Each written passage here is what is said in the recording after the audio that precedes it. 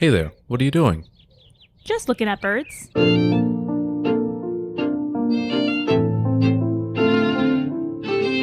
Welcome. I'm your host, Chris. Join me as I interview avid birders to learn more about birds, birding, and those who love both.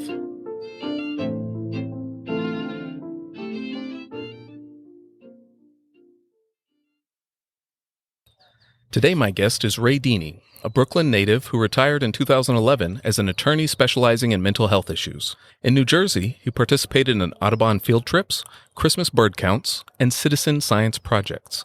Ray currently leads bird walks here at Tohono Chul, at the Tucson Audubon Mason Center, and seasonally at the Arthur Pack Park. It's good to have you on today. Thanks. It's great to be here. Of all the places you lead bird walks, which do you visit on your own time?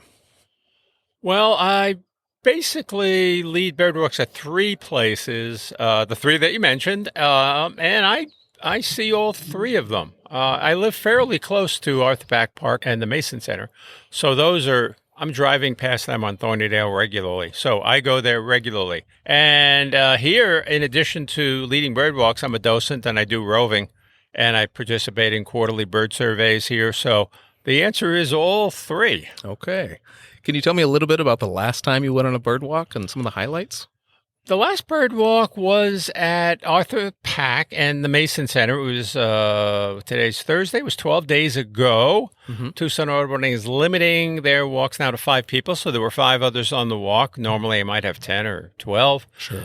We do the Mason Center first where we meet, and there's bird feeders there, but it's more of just a typical desert habitat, so there isn't a great diversity of birds. But Arthur Pack has a pretty wide diversity of birds because it's the centerpiece of Arthur Pack is a golf course. Yes. And we have permission to respectfully bird around the perimeter of the golf areas, and there are 3 ponds there.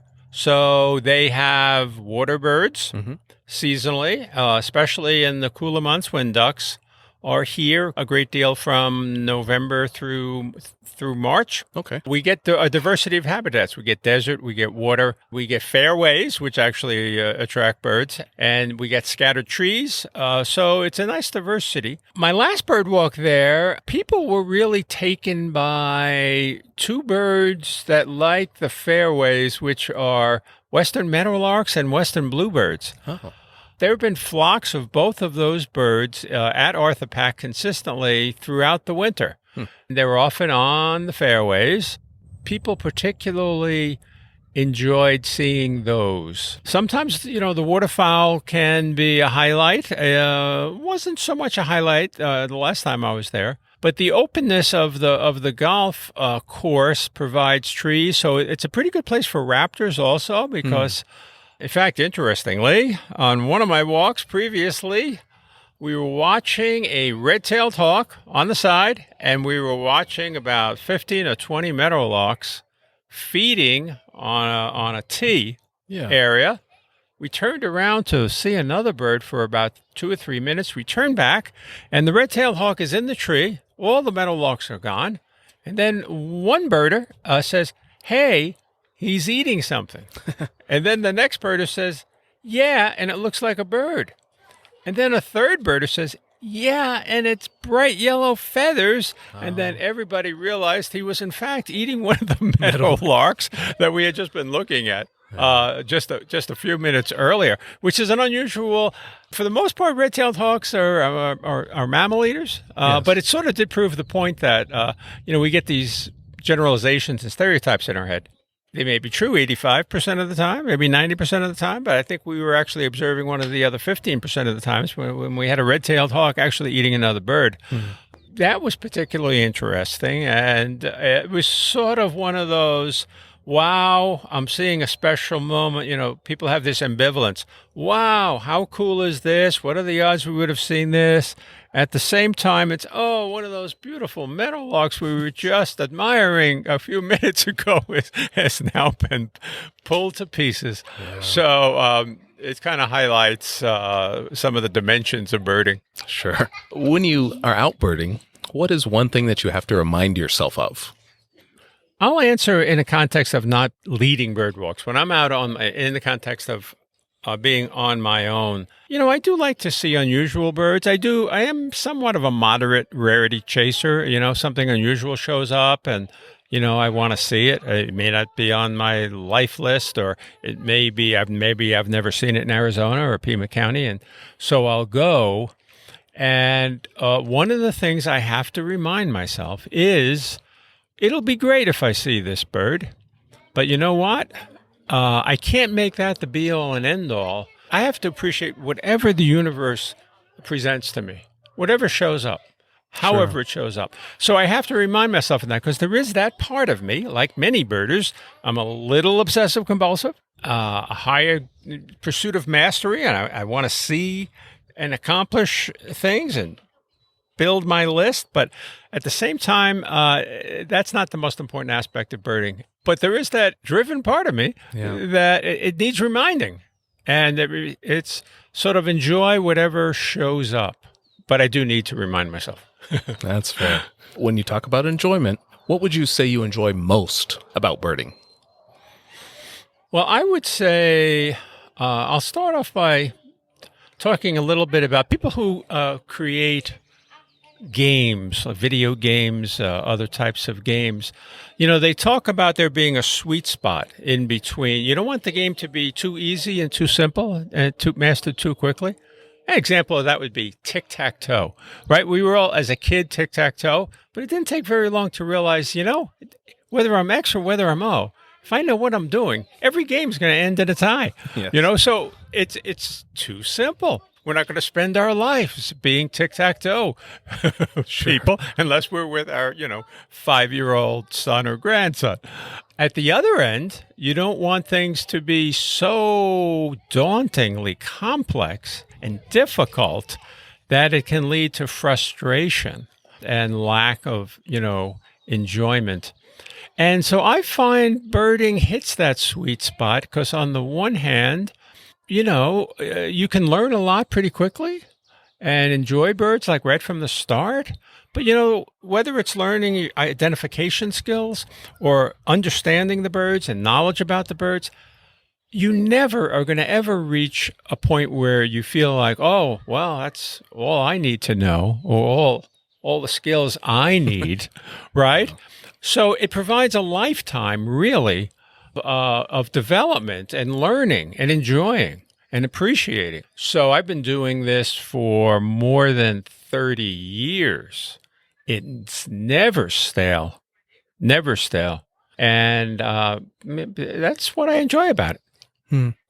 Speaking of 30 years ago, when did you first take an interest in birding? I sort of dabbled in the 1970s briefly.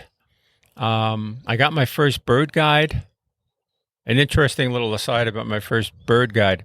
It was a Peterson guide. He was the first in on this. He had a 1934 edition, and then he had a second edition. Then he had a third edition in 47. And then he went a long period of time before he did his fourth edition. Like, I don't remember what it is, in 79 or 80. So I had like the 47 edition in the 70s. And I was using that and I realized one day just how old this was, because in the kestrel section, it said there's a good chance you'll see them on telegraph poles. It did not say on telephone poles. And I thought, wow, how really? And I thought, well, this is probably language that came forth from the 1934 edition, was carried forward. Sure. And maybe in 1934, there were still more telegraph poles than telephone poles. I don't really know. But so I did have a guide, and I did pursue it somewhat, but it didn't really take. And it really took around 1990. I would say that was the real start. I really got into it. And I think, understand why it took more then, if you want me to talk about that. Back in the 70s, it was more of a solitary pursuit on my part. Mm-hmm. And there really wasn't as much of an established birding community. We didn't have the internet, and and there wasn't as many clubs and activities or places and ways to meet other people that shared your passion for birds. So I think it didn't really take, because I wasn't really engaged with others, and it wasn't a growing kind of thing. But by 1990, that had started to change. I met other birders. So there was more avenues for really connecting with other people. And I think that made a big difference. Made it easier to get into that. Yes. Thinking back even further, what would you consider your earliest memory of a bird? Well, the context for the answer is that I grew up in Brooklyn, New York, in a working class neighborhood in a small apartment, not conducive to a lot of birds or birding. And we didn't have cats or dogs, but my mother had this idea of getting a canary, which she did.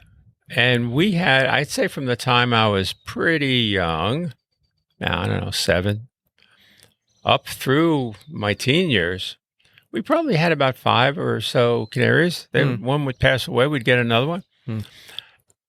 I was put in charge of taking care of the bird. Sure. I would feed the bird. I would change the bird's cage. Some of these birds were incredible singers. One in particular was just gorgeous and loud and ringing, and it was off the charts. 1 or 2 others didn't sing at all, probably a female, I'm guessing. The birds, they brought color into the life because they were either yellow or some are bred to be orange. So they were colorful. They sang beautifully. There was a responsibility and a connection because I took care of them. Sure. So I think it really started the ball rolling as far as a connection to birds for me. Even though, ironically, they were caged birds. Yeah. But leading bird walks, you probably encounter plenty of new birders and are often asked for advice. What is a piece of advice you would share with our listeners who may be new to birding? Yeah, one thing I make it a point to say on almost every bird walk that I lead is to let people know that most of what I know and most of what bird trip leaders know are not the product of talent or being gifted. Because I think especially when you're new, you can experience frustration. And you could look at somebody who's a leader and say, "Oh, wow, he knows. Oh, I didn't get that distinction," or, and it could, maybe I'm just not cut out to be a birder. The reality is, 90% of it is experience.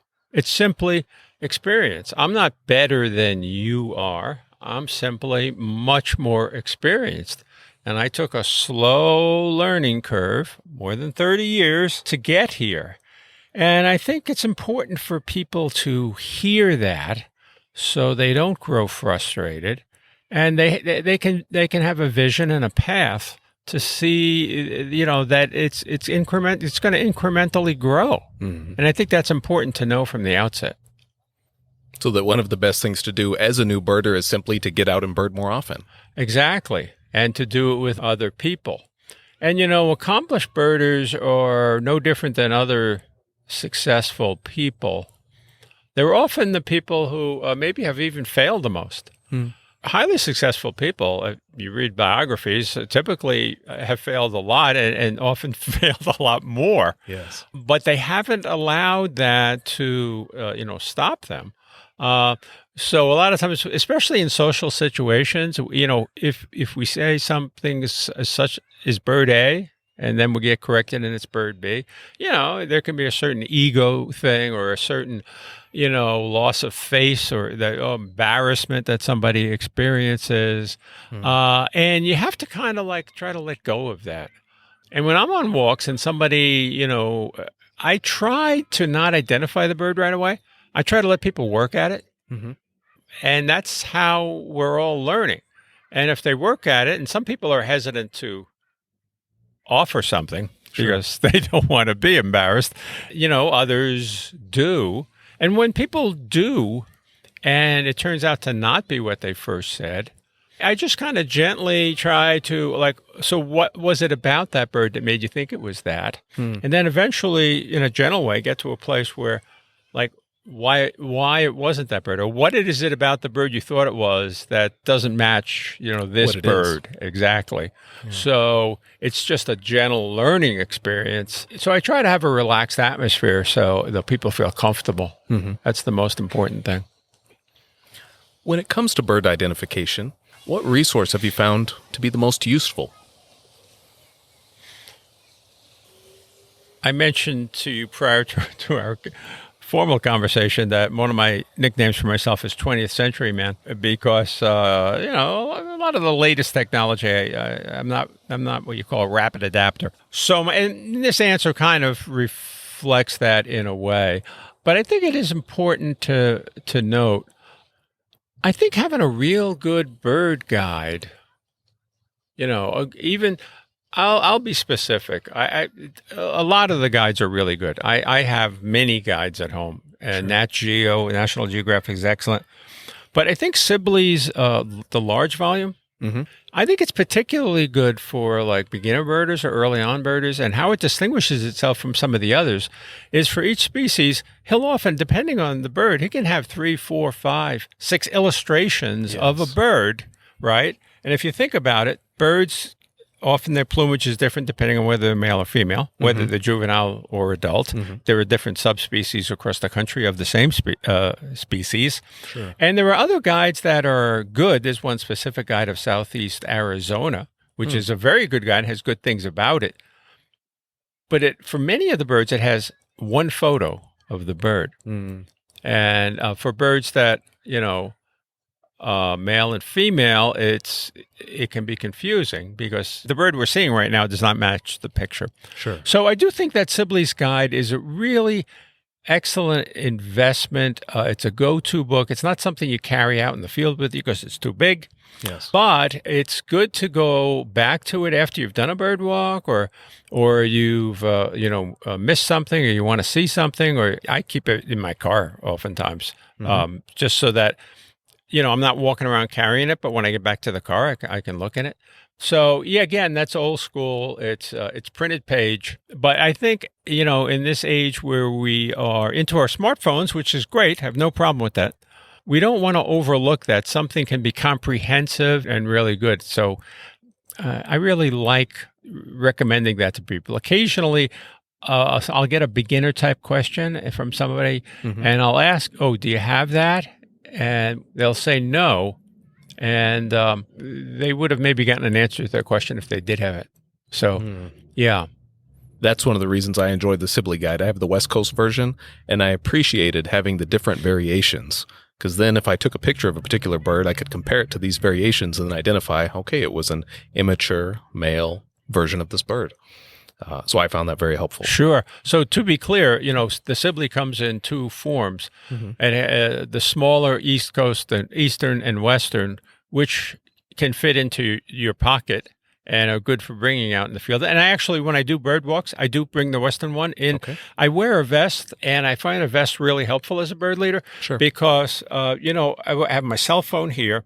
I do eBird, and so, but I don't like doing eBird while I'm leading a walk. It's just my eyes are being taken off the birds too much. Yes. But I do know they're 4-letter abbreviations, so I just have a little pad and pencil here. My smartphone, I have a guide because sometimes we'll see something, and you don't always get the most perfect look, and so I'll open the book and show people, and they really appreciate that. So, and then there's an Eastern version of that, but my original point really had to do with the large volume. Yeah. That's fair. Yeah. What is something that you've purchased for less than $100 that has had the largest impact on your birding experience? Well, I thought about this with the Sibley's Guide and the vest.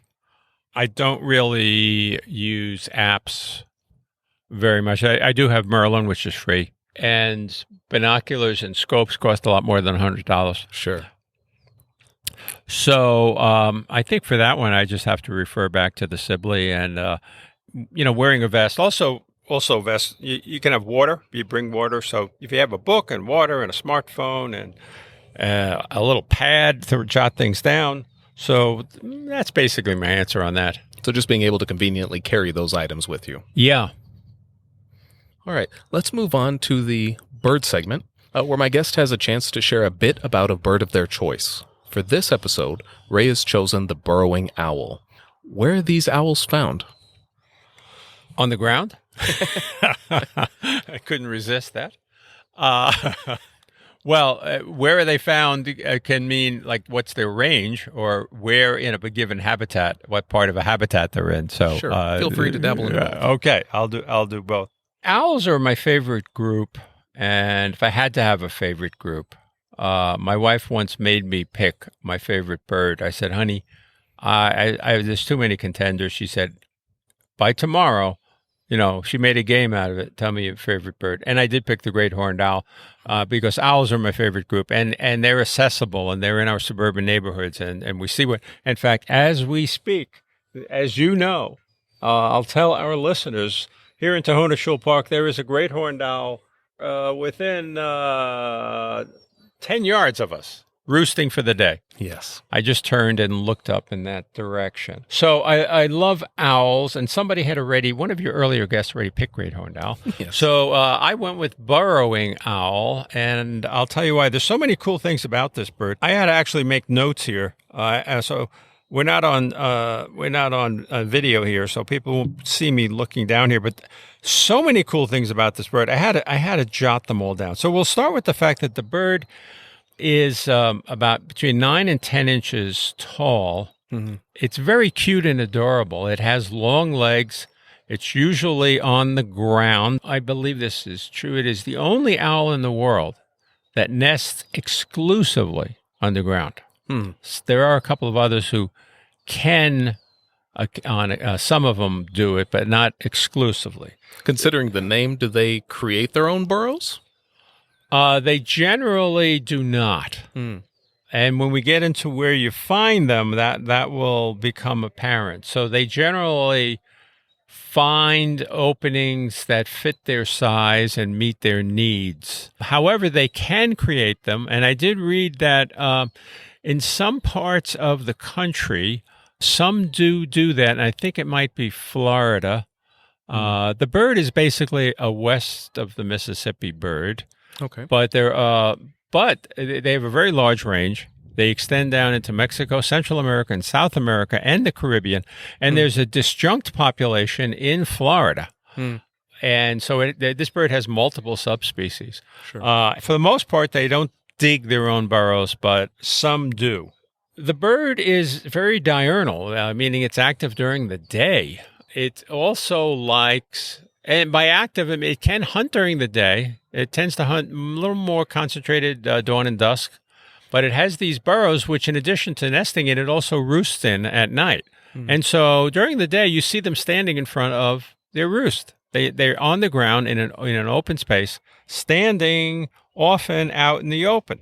I'm not sure when they sleep. I think they have one of these sleep a little bit here, a little bit there kind of a habit, because they can hunt at night also, and yet you see them active in the daytime. They're cute, they're adorable. At the same time, they have yellow eyes, and there's an intensity. When you show your photo for your podcast listeners, they'll see they have yellow eyes, and there's an intensity in their eyes. So this bird pulls off something that's not easy to pull off. It is simultaneously cute and adorable and intense looking, at the same time, which is pretty unusual. Other cool things about them, they're semi-colonial. When we talk locally about where they can be found, there is a colony of them nearby. They're fairly approachable. They don't spook easily. I'll get into that in a bit. They're rather confiding and approachable as birds go. They have this cool bobbing up and down motion that they do, which we also associate with other birds like a rock wren, for example, where they just kind of do sometimes what are referred to as steep knee bends. They're often not around here so much, but they are often associated with prairie dog towns. Okay. This is one of the places. Their range is through the prairies, and they were very connected to prairie dog towns, but prairie dog towns have been being decimated as development has progressed in the last century, so that's not quite as much. So you can actually visit these birds and really get, two cool things in one visit. You can get prairie dogs and burrowing owls, at the same location. give you an idea of the kinds of places that they can be found, we have rangeland, agricultural land, roadsides, prairies, deserts, sandy areas, pastures, golf courses, airports, vacant lots, and in vacant lots within housing developments. So they need some kind of an opening in the ground. Sometimes in developments, maybe a development got deserted or it's incomplete, or there are areas where in agricultural areas, there are canals where burrows actually develop in the water canal. Openings are actually created. So basically what they want is a place to nest in the ground, and they prefer open areas without too many trees. It makes them feel safer. They're being very terrestrial. They're vulnerable to prey from above. So, hawks and owls, other owls and hawks. So if it's kind of as close to treeless as possible, it's even more attractive to them because they can be particularly alert.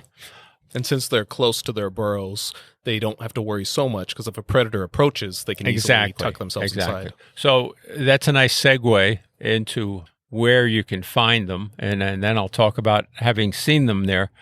In the Tucson area, they're sometimes seen in the South Tucson.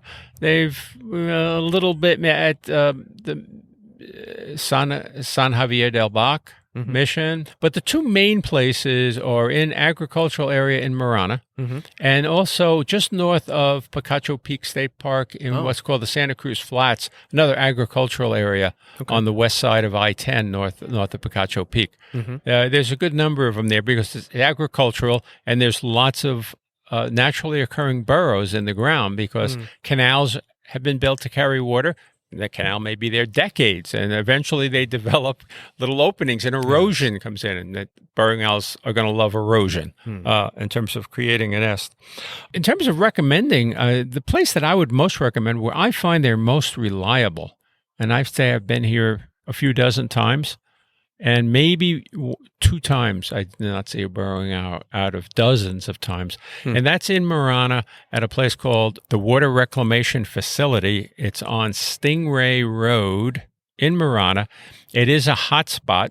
If you go to eBird and in the hotspot section, you start typing in the shortcut actually is if you put Crossroads and a space and then the letter A, it'll pop up as the first hotspot, Okay. So you don't have to do the full name. Like with eBird, once you learn what's distinctive enough to get you there the soonest, it saves you time. Sure. So, but this is about a mile-long road that leads to a water reclamation facility, and Tucson Water owns some of the land along this road, and they have promoted and encouraged the burrowing owls by putting artificial piping in there. So in addition to natural burrows, they also will take to facsimiles like PVC piping and stuff. So Tucson Water has put in several of these in that area, and they're along the road, right along Stingray Road. I see eBird checklists as high as 12 or more can be seen at one time. It's more typical maybe to see 2, 3, 4, 5. But like I said, you almost always see them all. And here's one really cool thing. There's one, it's been there regularly now for months, right along the road where your cars go. And a curious thing about birds, they're threatened by human movement. They're seemingly not so threatened by vehicular movement. So they will tolerate vehicles moving near them that have humans inside them, looking at them. And as long as you don't make wild gestures from inside the car, you can get pretty darn close to them that you never would by foot. So there's one along the road on Stingray Road, one burrowing owl that you can get in your car to within 15 feet of. Oh, wow. And when I go there, sometimes, whatever I'm eating, my snack or my lunch, I've done this a couple of times. I stop at the owl and I have my lunch, and he's in front of the hole, and it's like lunch with a burrowing owl. He just doesn't care about you. They're really cute. And, you have these funny little things. So, for example, the other day I'm eating and a plane flies overhead and it's pretty loud. And I see him. He's looking up at it.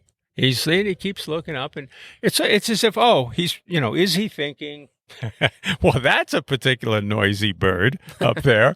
But the point is that you can, he'll stand there for 45 minutes or an hour, and then maybe he'll go inside the hole for a while, and maybe he takes a nap and then comes back out again. But you can get really close to them and enjoy them. In that particular location. That's the one I would recommend the most. Okay.